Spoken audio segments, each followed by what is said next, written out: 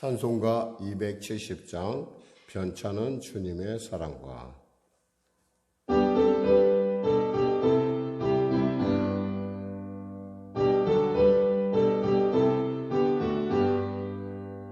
변찮은 주님의 사랑과 거룩한 보혈의 공로를 우리 다 찬양을 합시다. 주님을 만나볼 때까지 예수는 우리를 깨끗게 하시는 주시니 그의 피 우리를 눈보다 더이게 하셨네. 우리를 깨끗게 안티는 무궁한 생명의 물일세. 생명의 구원을 받은 자 하나님 찬양을 합시다. 예수는 우리를 깨끗게 하시는 주시니 그의 피 우리를 눈보다 더이게 하셨네. 주님의 거룩한 보혈을 날마다 입으로 간증해 담대히 싸우며 나가세.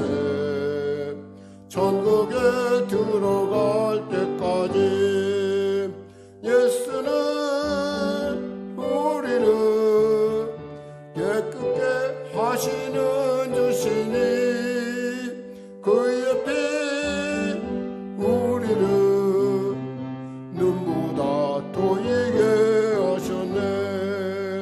십자가 단단히 붙잡고 날마다 이기며 나가세. 머리에 면류관 쓰고서 주 앞에 찬양할 때까지 예수는 우리를 깨끗게 하시는 주시니 그의 피 우리를 눈보다 더이게 하셨네. 아멘. 기도하겠습니다. 하나님 감사합니다. 귀한 아침을 주시고 오늘도 이 아침에 주 앞에 나왔습니다. 어제나 오늘 영원히 동일하신 주님, 우리를 부르시고 우리를 사랑하시고 우리를 특별히 존귀히 여기셔서 당신의 형상을 주시고 우리를 이 세상의 어떠한 존재보다 천하보다 더 귀히 여기심에도 불구하고 우리는 늘 언제나 그 사실을 알지 못하고 세상 가운데 휩싸여 세상처럼 살길 원하고 세상의 곳에 너무나 빠져 있음을 압니다. 이 아침에 우리가 다시 한번 주님 앞에 나옵니다. 보다 주님을 닮은 주님의 형상을 닮은 존귀한 자의 모습으로 우리를 회복시켜 주시고 우리가 하나님의 백성답게 말씀 안에서 영혼이 잘된 같이 범사가 잘되며 강건한 삶을 살 수 있도록 은혜 베풀어 주시옵소서. 특별히 나라와 민족을 불쌍히 오시고 복음 통일 평화 통일케 하여 주시고 위드 코로나라고 하는 이제 새로운 국면 가운데 우리가 나아갑니다.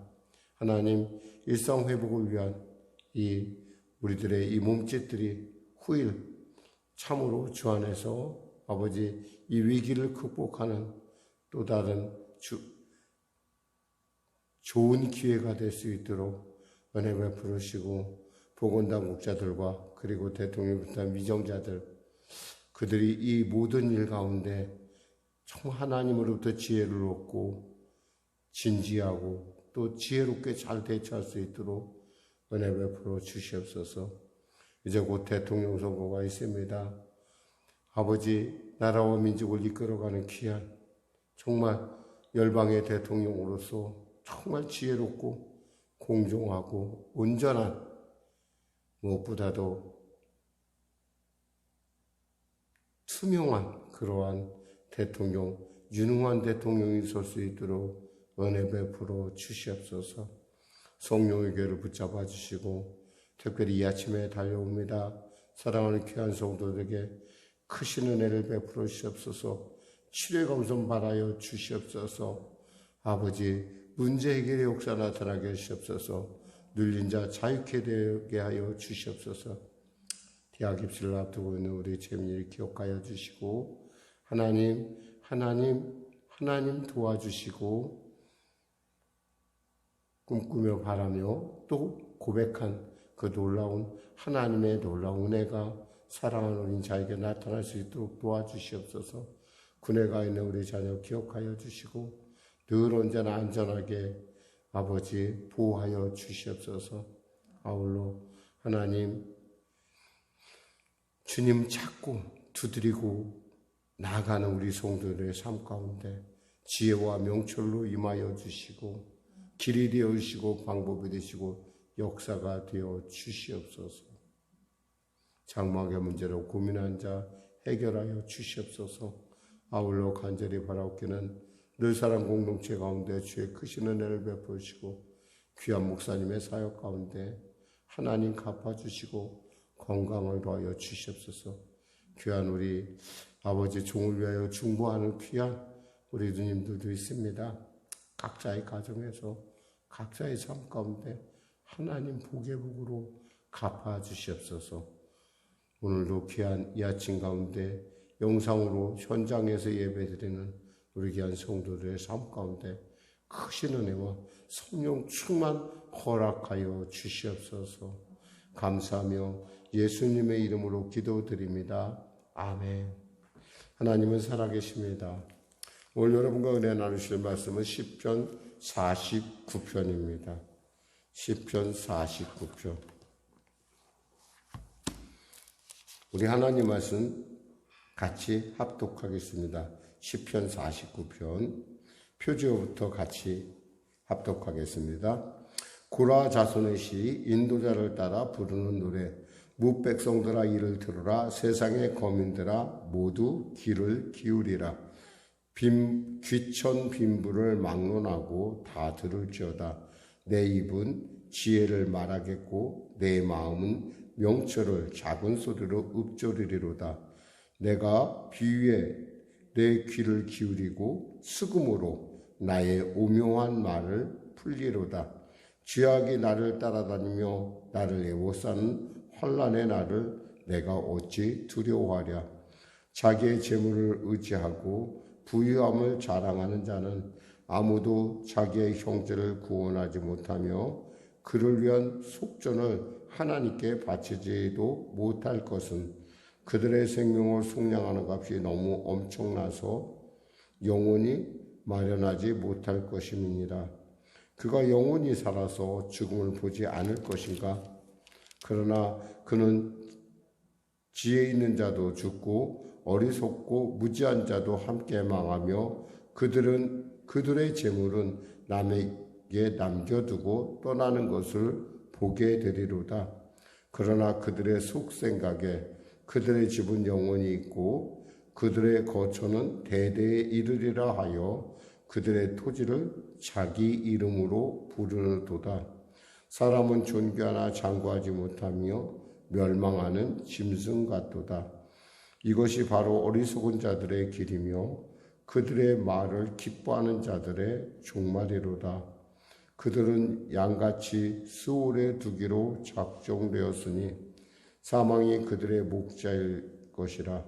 정직한 자들이 아침에 그들을 다스리리니 그들의 아름다움은 소멸하고 스올이 그들의 거처가 되리라. 그러나 하나님은 나를 영접하시리니 이러므로 내 영혼을 스올의 권세에서 건져내시리로다. 사람이 치부하여 그의 집의 영광이 더할 때에 너는 두려워하지 말지어다. 그가 죽음에 가져가는 것이 없고 그의 영광이 그를 따라 내려가지 못함이로다. 그가 비록 생시에 자기를 축하하며 스스로 좋게 함으로 사람들에게 칭찬을 받을지라도 그들은 그들의 역대 조상들에게로 돌아가리니 영원히 빛을 보지 못하리로다. 존귀하나 깨닫지 못하는 사람은 멸망하는 짐승 같도다. 아멘. 오늘 저는 본문 말씀을 중심으로 존귀하나 깨닫지 못하는 사람에 대한 얘기를 나누고자 합니다. 고라 자손의 시는 역시 여러분이 다시 한번 말씀드리면 고라는 성전에서 섬기는 일만 갖고서는 만족할 수가 없었어요. 그래서 제사장의 직분, 아론의 제사장의 직분을 나도 감당할 수 있다라고 하는 그러한 그 생각에 결국 반란을 일으켰고 그의 조상이었던 고라는 결국 땅속에 지옥으로 직행하는 그러한 형벌을 목도하게 됩니다. 그러나 그들의 자녀들은 결코 그거에 대해서 동조하지 않았어요. 오늘날 그들은 무엇보다도 그들이 소중하게 여겼던 그들이 갖고 있는 직분의 소중함을 그들은 알고 있었어요. 어떤 것이 특별한 것이 아니라 하나님 나라에 있어서요. 차이가 난다 하더라도 그 차이에 대해서 그가 수긍하고 그 일에 대해서 최선을 다하고 또 그 일에 대해서 기쁨을 느낄 때 그에게 그것이 자랑이고 그것이 그 가문을 이끌어가는 그리고 후일 하나님 나라에서 정말 하나님의 그 지휘자로서 또 하나님의 음식을 마련하는 자로서 또 하나님의 문지기로서 그들의 역할을 얼마나 복되게 감당했는지 역사는 말해주고 있습니다. 특별히 그들이 남긴 시편 가운데서는 특별히 이런 말씀이 있어요. 시편 84편 10절에 나오는 건데 주의 궁전에서의 한 날이 다른 곳에서의 첫날보다 나은즉 악인의 장막에 사는 것보다 내 하나님의 성전 문지기로 있는 것이 좋사오니. 얼마나 겸손하고 얼마나 그 삶의 신앙의 본질을 꿰뚫는 말씀인지 우리가 알 수가 있어요. 오늘은 특별히 이 시편은요, 사람들이 장례가 나면 그 장례에 가서 이 시편을 읊었다고 합니다. 그러니까 이게 장례식의 환송곡이었던 것 같아요. 그래서 지금도 이스라엘 사람들은 장례식을 맞이하면 특히 가까운 친지의 장례에 가서는 이 시편을 읊조리고 또 그것에 대해서 생각해보고 인생의 정말 무상함 그리고 인생에 우리가 존귀한 자로서의 우리의 삶이 어떠해야 되는가라고 우리를 생각하게 하는 본문이라는 겁니다. 그럼 말씀을 통해서 한번 살펴보겠습니다. 1절, 2절 같이 합독할까요? 무백성들아 이를 들으라. 세상의 거민들아 모두 귀를 기울이라. 귀천 빈부를 막론하고 다 들을지어다. 그랬어요. 이 얘기는 뭐냐면 모두 다 들어야 된다 이거예요. 모두 다 들어야 된다. 그러면서 들으라. 귀를 기울이라. 이 얘기는 뭐예요? 그만큼 중요하다라는 거예요. 그만큼 이 교훈이 소중하다는 거예요. 더욱이 이 들으라는 말 안에는 무슨 뜻이 있냐면은 우리가 단순히 듣는다라는 얘기도 있지만은 그 말에 순종한다라는 뜻도 있어요. 그러니까 우리가 옳은 얘기를 하면 그거에 대해서 수긍하고 그것을 따라갈 줄 알아야 돼요. 그것이 그래야 내 것이 되지 머릿속에 아무리 많은 것을 알고 있으면 뭐하겠어요. 그러니까 정말 지금 고라는 지금 이야기하는 거예요. 고라 자손은 시인은 얘기하는 거예요. 자, 좀 내 말 좀 들어봐. 이거 정말 중요한 거야. 그리고 이렇게 살아. 그게 바로 뭐예요? 존귀한 자의 길이다 라는 얘기예요. 자기의 존귀함을 잃어버린 자가 존귀한 자의 길이다 라고 얘기하고 있는 거죠. 3절 4절에 내 입은 지혜를 말하겠고 내 마음은 명철을 작은 소리로 읊조리리로다. 내가 비유의 귀를 기울이고 수금으로 나의 오묘한 말을 풀리로다. 자, 정말 잘 들어봐. 이 말이 얼마나 내가 있잖아 지혜를 말하고 내가 하나님이 주신 나에게 주신 명철을 얘기할 거야. 내가 듣기에도 너무 좋기 때문에 이 얘기는 너무너무 진리이기 때문에 나는 이것을 수금으로 내가 알아듣기 쉽게 얘기해 줄게 라고 얘기를 하는 거예요. 한마디로 말해서 우리가 말씀을 전하잖아요. 그럼 누가 제일 먼저 은혜 받을 것 같아요? 제가 제일 먼저 은혜 받아요. 물론 여러분들은 목사님 제가 제일 먼저 은혜 받아요 그럴 수도 있는데 제가 사실 말씀을 주면서 제일 은혜 받은 사람은 바로 저 자신이에요. 너무너무 감동이고 너무너무 기쁘고 너무너무 즐거워요. 특별히 이 새벽에 이렇게 기다려지는 것은 바로 그러한 감동이 늘 그러한 하나님 주시는 그 기쁨이 있기 때문에 전혀 이 일을 하는 것이 곤비하거나 뭐 그런 것이 없어요. 그만큼 이 새벽이 저에게는 얼마나 소중하고 또 뿐만 아니라 우리 모두에게 다 소중한 귀한 시간이라는 것이죠. 그러면서 정말 이렇게 고백을 합니다. 죄악이 나를 따라다니며 나를 애워싸는 환난의 날을 내가 어찌 두려워하라. 내가 존귀하다는 걸 알고 있다 그러면 내가 설사 세상 가운데 사람들이 무슨 얘기를 한다. 특별히 여기는 부에 대한 얘기예요. 돈이 있고 없고 돈이 많은 사람들 그리고 그들의 어떤 요즘같이 이렇게 자본주의 사회에서는 돈이 마치 하나님을 대신할 것 같은 그러한 착각에 빠지기도 하죠. 사실 어떤 부자의 얘기처럼 당신 나를 1년만 살려주면 내가 당신에게 다 10억씩 줄게. 그럴 정도로. 근데 사실 1년값 10억도 뭐 10억 아니라 1000억을 준다 하더라도 살 수가 있겠어요. 돈이 있는 사람들이 뭐 그 돈이 문제가 있겠어요? 근데 그런 거 살 수 없다라는 거예요. 근데도 불구하고 우리는 돈 있고 없고에 우리는 많은 상처를 받아요. 좀 돈 좀 많았으면 좋겠다. 내가 좀 부자였으면 좋겠다. 그러나 지금 시편 기자는 이렇게 얘기합니다. 죄악이 나를 따르며 나를 애워싸는 환난의 날을 내가 어찌 두려워하라. 나는 존귀한 자라는 거예요. 나는 단순히 그런 어떤 그 돈이나 이런 데 내가 휩쓸릴 사람이 아니라는 거예요. 물론 살다 보면 그래도 돈이 있으면 편리하긴 해요.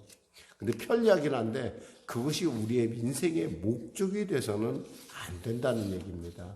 자, 들어볼까요? 6절에서 8절 같이 합독하겠습니다. 자기의 재물을 의지하고 부유함을 자랑하는 자는 아무도 자기의 형제를 구원하지 못하며 그를 위한 속전을 하나님께 바치지도 못할 것은 그들의 생명을 속량하는 값이 너무 엄청나서 영원히 마련하지 못할 것임이라. 자기의 재물. 이 사람의 주는 뭐예요? 재물의 재물. 자기 부유함. 이것에 대해서 하나님 뭐라고 말씀하셨어요? 어리석은 사람이다. 그랬어요. 어리석은 사람. 우리 누가복음의 12장에 보면 어리석은 부자의 얘기가 나옵니다. 너무너무 농사가 잘 됐어요.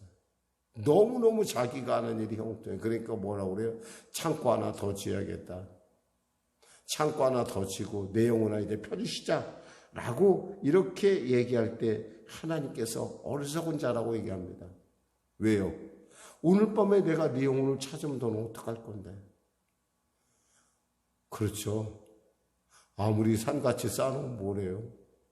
오늘 밤에 가면 그거 가져갈 수 있어요? 없어요. 아무도.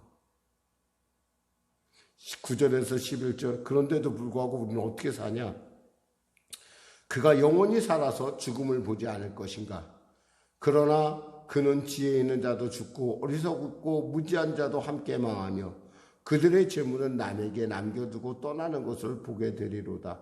그러나 그들의 속생각에 그들의 집은 영원히 있고 그들의 거처는 대대에 이르리라 하여 그들의 토지를 자기의 이름으로 부르도다. 마치 나는 죽지 않을 것처럼 나는 영원히 살 것처럼 그건 알아야 된다는 거예요. 누구나 다 죽어야 된다는 거예요. 우린 죄악 가운데 죽어가게끔 되어 있고 또 우리 그 죄 가운데 우리는 누구도 자유하지 못해요. 오직 이 땅에 예수님 한 분만이 우리와 같은 몸을 오시고 우리와 같은 세상에 사셨지만 그분만이 죄 없으셨고 그분이 부활하신 것 그것이 우리의 소망이 되는 것은 우리로 하여금 우리는 그렇게 끝날 존귀하지 못한 자, 짐승 같은 존재가 아니라는 거예요.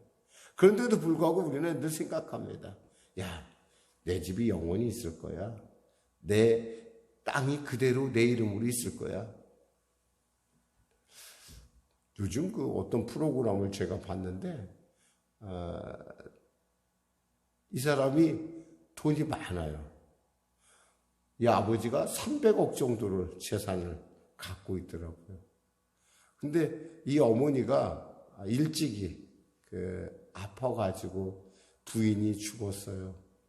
부인이 죽으면서 부인이 아플 때 부인을 간병했던 사람이 이 부인을 간병을 하다가 결국 이 부인이 죽자 이 여자분이 그 간병인을 대신합니다. 부인을 대신해요. 간병인을 대신하니까 부인을.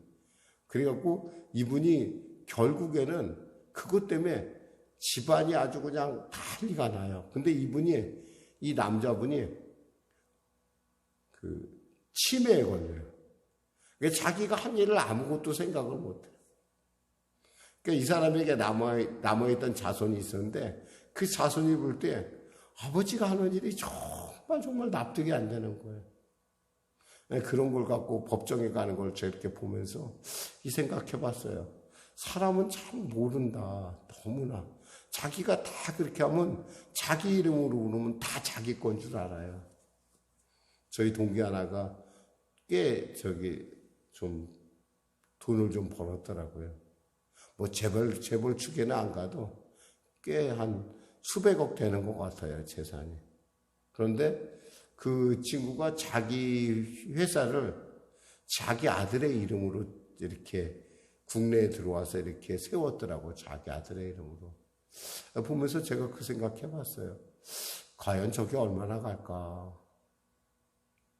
물론 보면은 그 친구가 들어오니까 다 동창들이라고 다들 반가워가지고 특별히 그러니까 반갑다기보다도 정말 어떤 면에 있어서 좀 친한 친구, 부유한 친구가 있다는 건 그리 좀 제가 볼 때는 괜찮은 것 같아요. 나쁘지는 않은 것 같아요. 그래도 어떤 일이 있을 때 친구들에게 쓸 줄 알고 그런 모습 보면서 한편은 좀 부러워하면서도 그것이 과연 누구의 것이 될까라는 생각을 한번 해보게 됩니다.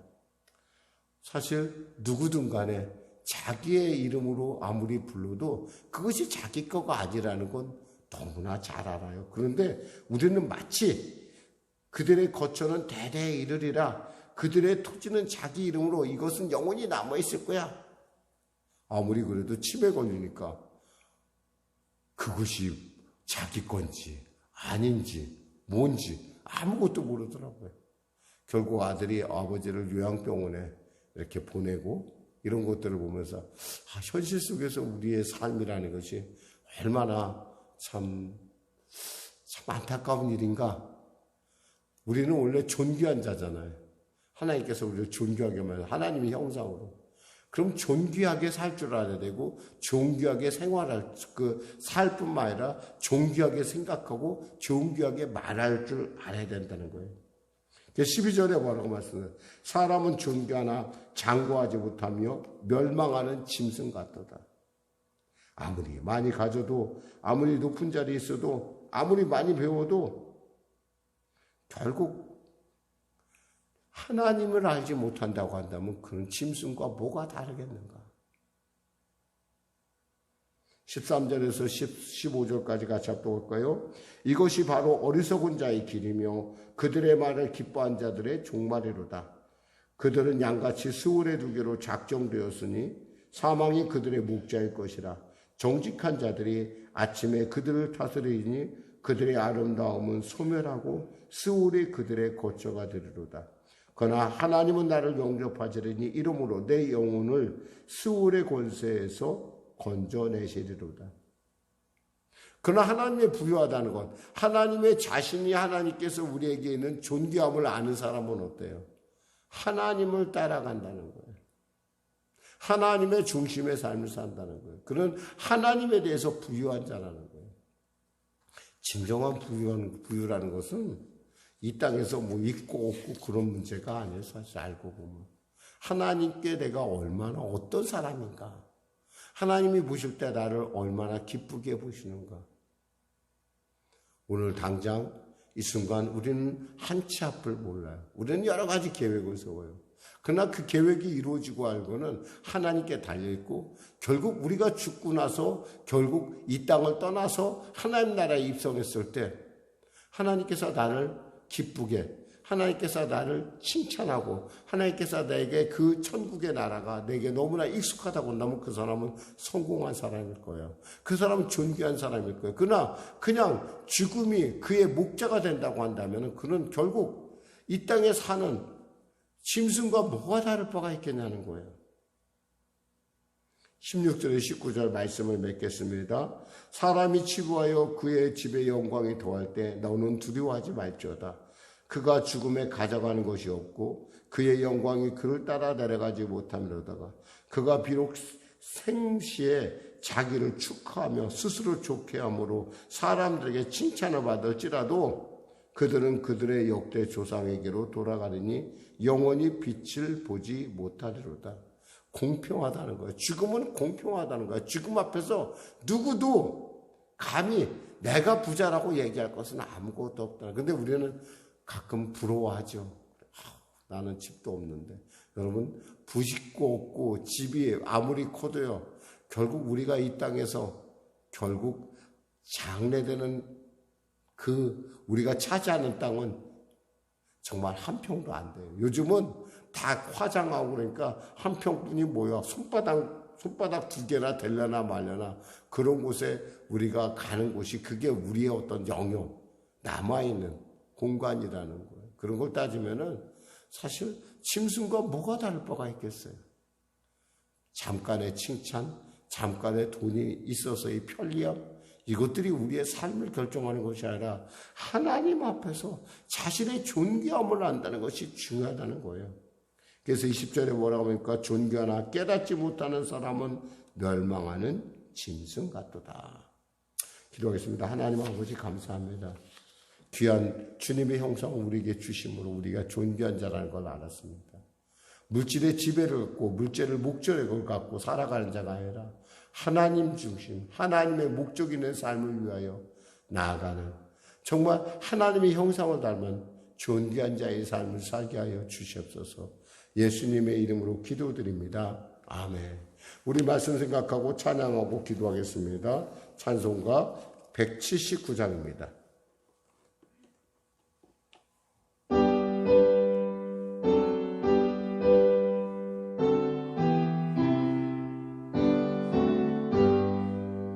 주 예수의 강림이 가까우니 저 천국을 얻을 자 회개하라. 주 성령도 너희를 부르시고 천사도 나와서 영접하네. 주 예수님 너희를 찾으시니 왜 의심을 하면서 오지 않나. 온 세상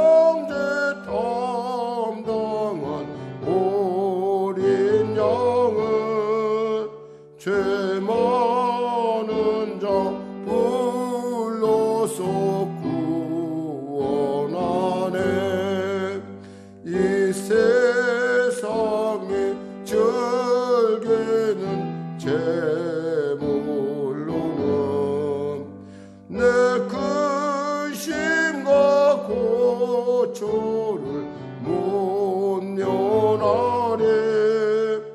또 숨질 때 위로를 못 얻으며 저 천국에 갈 길도 못 찾으리.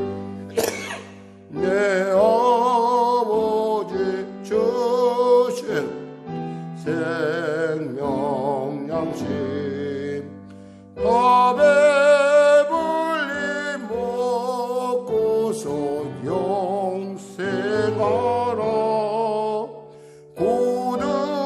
고드심을 버리고 주께 오며 그 한없는 자비를 힘입으리. 하늘에 계신 우리 아버지, 아버지의 이름을 거룩하게 하시며 아버지의 나라가 오게 하시며 아버지의 뜻이 하늘에서 같이 땅에서도 이루어지게 하소서. 오늘 우리에게 일용할 양식을 주시고 우리가 우리에게 잘못한 사람을 용서하여 준 것 같이 우리 죄를 용서하여 주시고 우리의 시험에 빠지지 않게 하시고 악에서 구하소서. 나라와 권능과 영광이 영원히 아버지의 것입니다.